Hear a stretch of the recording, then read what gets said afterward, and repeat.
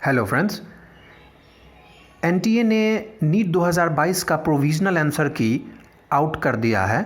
ये कल 31 अगस्त को ही रिलीज़ हो गया था 7 बजे के अराउंड शाम में। इस बार नीट 2022 में कुछ क्वेश्चंस कंट्रोवर्शियल था, विवादित था, जिनका एक नज़रिए से आंसर देखा जाए तो कुछ और है और दूसरे पर्सपेक्टिव, दूसरे नज़रिए से देखा जाए तो दूसरा आंसर आता है।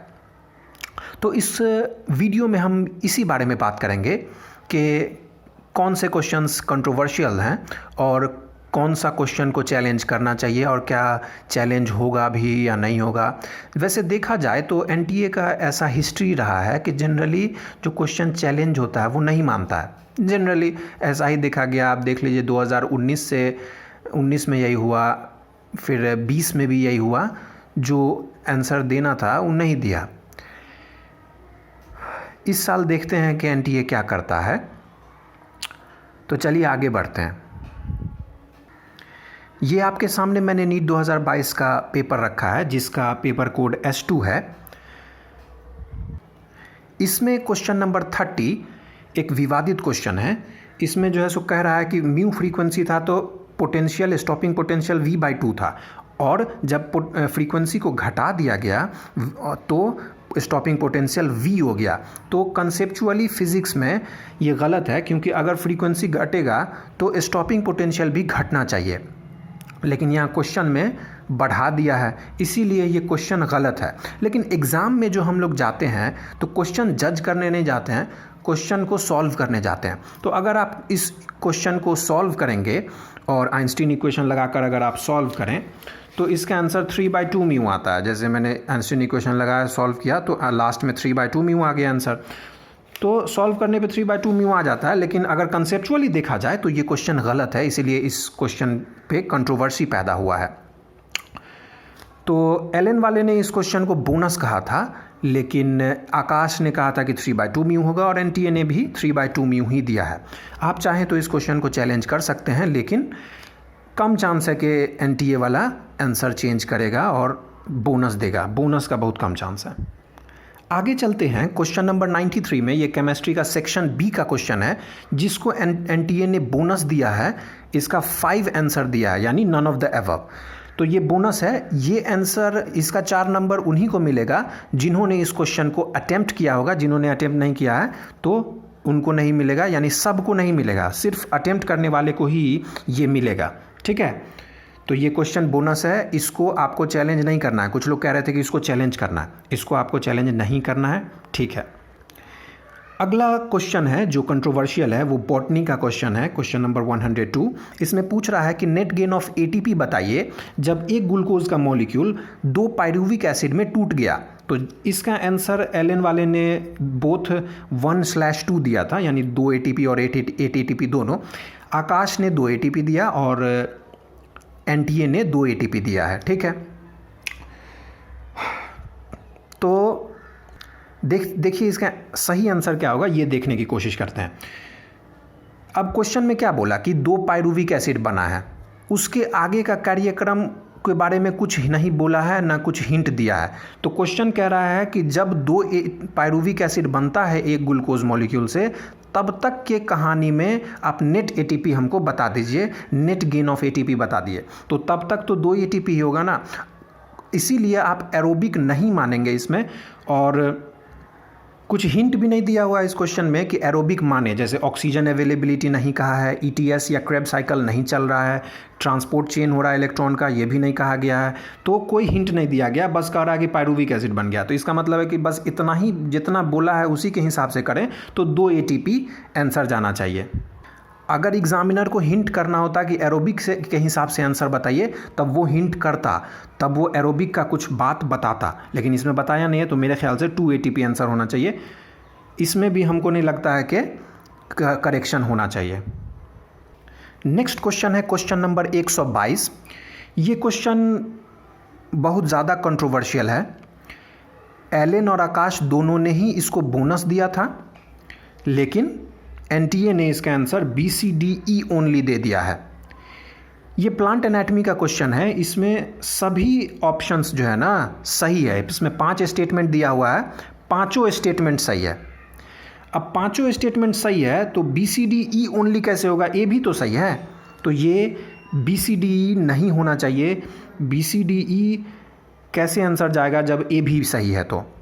तो या तो एन टी ए को इसको बोनस दे देना चाहिए या फिर ए बी सी डी और बी सी डी ई ये दोनों आंसर देना चाहिए, 1 और 4 दोनों, या नहीं तो बोनस ही देना चाहिए इसको। वैसे क्योंकि पांचों सही है, कोई ऑप्शन इसमें सही है ये नहीं है। आप ये भी नहीं कह सकते कि बी सी डी ओनली होगा, आप ये भी नहीं कह सकते कि बी सी डी ओनली होगा।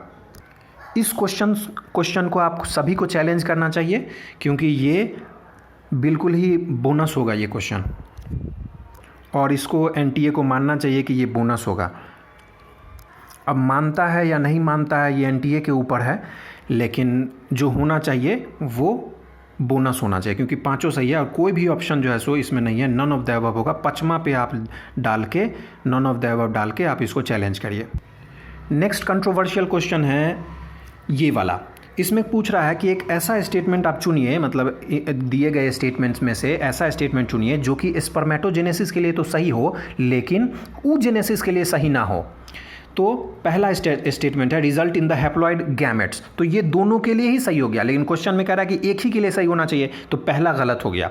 दूसरा, differentiation of gametes occur after the completion of meiosis, ये सिर्फ स्पर्मेटोजेनेसिस के लिए सही है क्योंकि मियोसिस कंप्लीट होता है तो डायरेक्ट स्पर्मेटोजोआ नहीं बन जाता है, पहले स्पर्मेटिड बनता है, उसके बाद ट्रांसफॉर्मेशन होता है उसका, तब जाके डिफरेंशिएशन होके गैमेट बनता है स्पर्म। तो ये सिर्फ और सिर्फ स्पर्मेटोजेनेसिस के लिए सही है, लेकिन oogenesis में ऐसा डिफरेंशिएशन कुछ नहीं होता है, इसीलिए ये बी आंसर होगा। फिर सी का नाम meiosis occur continuously in a mitotically dividing stem cell population. अब देखिए इस स्टेटमेंट को अगर आप इस नज़रिए से देखें कि लाइफ लॉन्ग होता रहता है, कंटिन्यूअसली मतलब लाइफ लॉन्ग चलता जा रहा है ये प्रोसेस, तो ये स्टेटमेंट सही हो जाएगा स्पर्मेटोजेनेसिस के लिए। oogenesis के लिए गलत हो जाएगा कि oogenesis तो फीटल स्टेज में ही, एम्ब्रॉयनिक स्टेज में ही शुरू हो जाता है, इसीलिए ये स्टेटमेंट इस नज़रिए से सही है कि लाइफ लॉन्ग अगर देखें, अगर एक प्रोसेस के थ्रू देख रहे हैं कि एक पर्टिकुलर टाइम पे जो होता है, तो एक पर्टिकुलर टाइम में एनसीईआरटी में यही लिखा है कि पीरियोडिकली डिफरेंशिएट करेगा।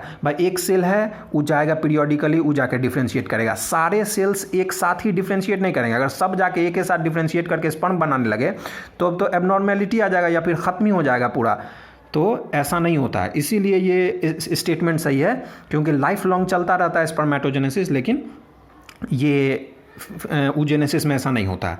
उसके बाद ई स्टेटमेंट सही है स्पर्मेटोजेनेसिस के लिए कि it is initiated at puberty, लेकिन जो ये है oogenesis ये फीटल स्टेज में ही शुरू हो जाता है। तो बी, सी और ई, तो ये बी सी ई सही होगा। ये मेरे ख्याल से विवादित नहीं है क्योंकि दूसरे नज़रिए से ये बी सी ई होगा। अब आप कहिएगा कि पहला वाला नज़रिया तो आपके हिसाब से सही हो गया, तो दूसरा वाला नज़रिया क्यों नहीं होगा? तो दूसरा वाला ले लो ना, चैलेंज कर दो। तो इसको चैलेंज आप कर सकते हैं। कुछ लोग कह रहा है कि इसको बोनस मानना चाहिए, लेकिन मेरे ख्याल से ये बोनस नहीं होगा। अगला जो क्वेश्चन है ये वाला स्पर्मेटोजेनेसिस वाला, ये सबसे ज़्यादा विवादित हुआ है क्योंकि एनसीईआरटी में लिखा हुआ है release of sperms into the seminiferous tubule, लेकिन from the seminiferous tubule is spermiation, ये एनसीईआरटी में लिखा हुआ है। और ये वाला स्टेटमेंट तो गलत है, ये स्पर्मेटोजेनेसिस के लिए है। तो ट्रू और फॉल्स, तो आकाश और एलन ये दोनों ने ही फर्स्ट आंसर दिया था कि स्टेटमेंट फर्स्ट करेक्ट है और दूसरा इनकरेक्ट है। कंसेप्चुअली अगर आप देखें तो कंसेप्चुअली क्या होता है कि ये जो है सो सेमिनिफेरस ट्यूब्यूल है, इसके बॉर्डर पर, इसके मार्जिन पर जो है सो सर्टोली सेल्स, स्पर्मेटोगोनिया होता है और स्पर्म फॉर्मेशन चलता रहता है, और ये होता है ल्यूमेन। इस ल्यूमेन में जो रिलीज होता है स्पर्म, इसी को स्पर्मिएशन कहते हैं। तो इस पर्सपेक्टिव से अगर देखें कि release of sperm into the seminiferous tubule, यानी सेमिनिफेरस ट्यूब्यूल के ल्यूमेन में जब रिलीज हो रहा है तो उस प्रोसेस को आप स्पर्मिएशन कहते हैं। तो ये स्टेटमेंट सही है कंसेप्चुअली अगर देखें तो, लेकिन एनसीईआरटी में लिख दिया कि ये फ्रॉम द सेमिनिफेरस ट्यूब्यूल, तो इसीलिए इस पे विवाद हो सकता है।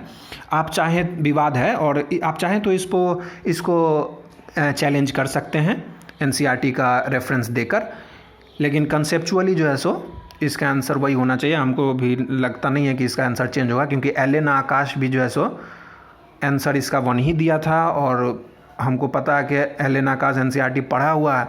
तो आप चाहें तो चैलेंज कर सकते हैं, लेकिन मेरा भी ओपिनियन यही है कि ये नहीं चेंज होना चाहिए। लास्ट विवादित क्वेश्चन है ये पार्टिकुलेट मैटर वाला। पहला स्टेटमेंट कह रहा है कि स्क्रबर में ये कार्यक्रम चलता है, इलेक्ट्रिक वायर और पार्टिकल वाल चार्ज हो जाता है, तो ये गलत है, ये इलेक्ट्रोस्टैटिक प्रेसिपिटेटर में चलता है, तो पहला स्टेटमेंट फॉल्स है। अब दूसरा स्टेटमेंट कह रहा है कि PM 2.5 can not be removed by scrubber but can be removed by electrostatic precipitator. ये सही बात है, इसीलिए तो हम लोग इलेक्ट्रोस्टैटिक प्रेसिपिटेटर को यूज़ करते हैं कि वो जो है सो पार्टिकुलेट मैटर को हटाए। NCERT में यही चीज़ लिखा हुआ है कि पार्टिकुलेट मैटर लिखा। अब कुछ लोग कह रहा है कि 2.5 वाला जो है ना ये बहुत छोटा होता है और 2.5 वाले को नहीं फिल्टर कर सकता है इलेक्ट्रोस्टैटिक प्रेसिपिटेटर, इसीलिए ये स्टेटमेंट गलत है। और एलन वाला भी जो है सो इसको जो है सो गलत ही माना था, तो दोनों स्टेटमेंट गलत माना था, लेकिन आंसर दिया है पहला गलत और दूसरा सही है।